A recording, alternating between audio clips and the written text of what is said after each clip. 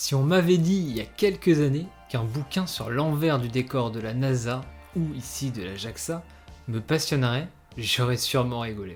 J'adore l'espace, mais plutôt la partie astronomie, c'est-à-dire que les histoires des hommes et des femmes de l'ombre qui vont participer à l'expansion de la NASA et autres, ça ne m'intéressait pas beaucoup. Mais ça, c'était évidemment avant Space Brothers, qui fut pour moi une véritable fresque humaine, sociale, mélangeant tranche de vie, science et anticipation. Vous êtes bien sur la tas d'analyse consacrée à Space Brothers, un récit humain. Bienvenue à tous.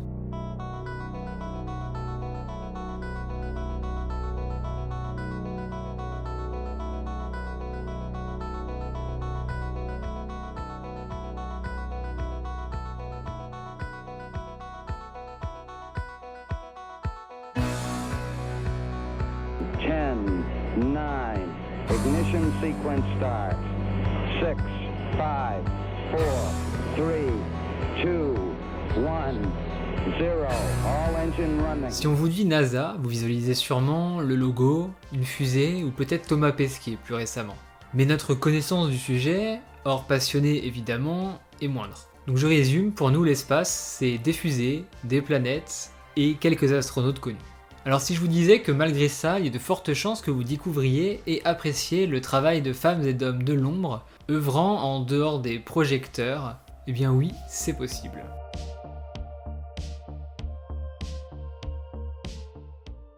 Et c'est précisément ce point qui est très important dans Space Brothers, c'est cet ensemble de personnes travaillant dans le domaine aérospatial. Américains, français, japonais ou encore russes, c'est un récit qui nous parle à l'international. Et là, vous dites sûrement qu'un récit qui parle d'ingénieurs, de recrutement d'astronautes, de techniciens, ça semble pas très intéressant. Eh bien laissez-moi vous dire que vous vous trompez. J'en suis l'exemple même. Je me permets un très léger spoil juste ici pour m'expliquer. C'est qu'en fait, les épreuves pour devenir astronaute, personnellement, je les ai perçues comme une espèce de mini battle royale.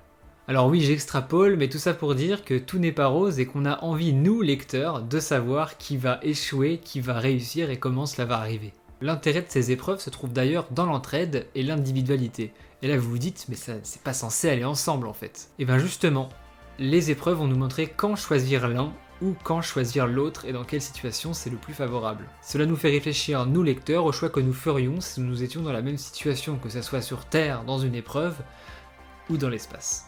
Mais pour le bien de cette vidéo, je tairai la plupart des événements se déroulant en dehors de la Terre, pour ne pas spoiler. Là où dans la plupart des œuvres les plus répandues, on va retrouver un protagoniste principal et quelques sidekicks ou personnages secondaires, voire un rival qui va l'accompagner. Ici ce n'est pas un mais deux protagonistes principaux, Muta et Ibito, deux frères, qui ont pour but de voyager dans l'espace et au tout début du récit, c'est littéralement page 1, d'aller sur Mars.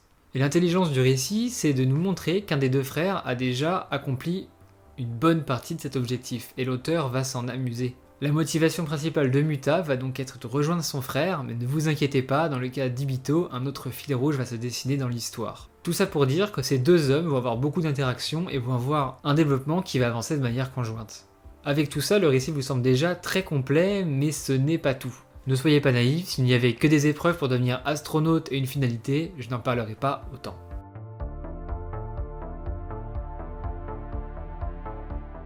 Eh bien sachez qu'en parallèle du fil rouge principal de l'histoire se trouve un combat. Une bataille acharnée d'un des personnages contre la maladie. Un mal mortel qu'encore aujourd'hui ou dans le cadre du récit, aucune science n'est à même de soigner.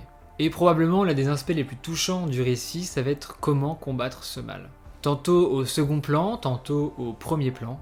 Celui-ci aura un impact non négligeable sur la plupart des personnages et il y a fort à parier que vous soyez très grandement ému. En préparant la vidéo, je me suis rendu compte que c'était assez rare d'avoir des mangas qui traitent de la maladie, du moins sur une période longue, et hors domaine hospitalier.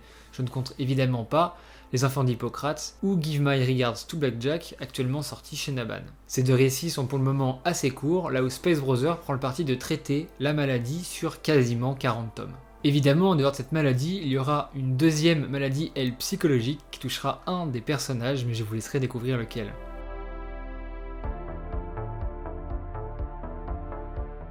Pour finir, je vais vous toucher quelques mots sur l'aisance avec laquelle Shuya Koyama, donc l'auteur du manga, va traiter la thématique du soi.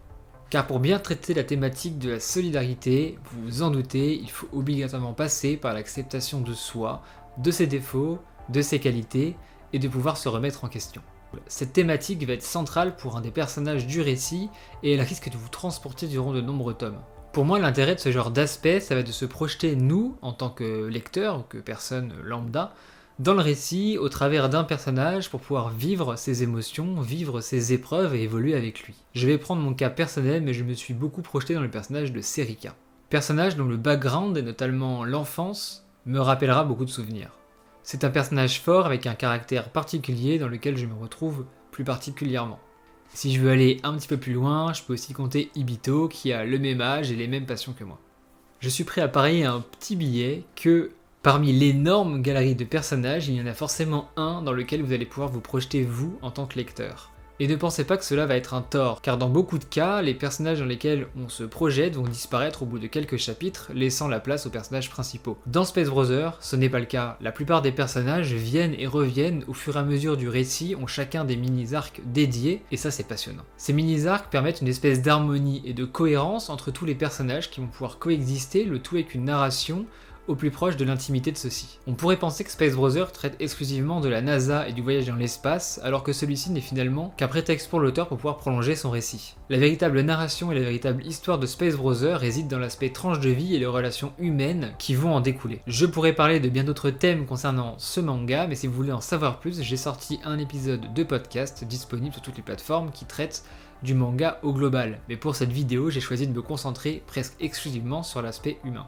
Car vous l'aurez compris, c'est l'aspect qui prime le plus.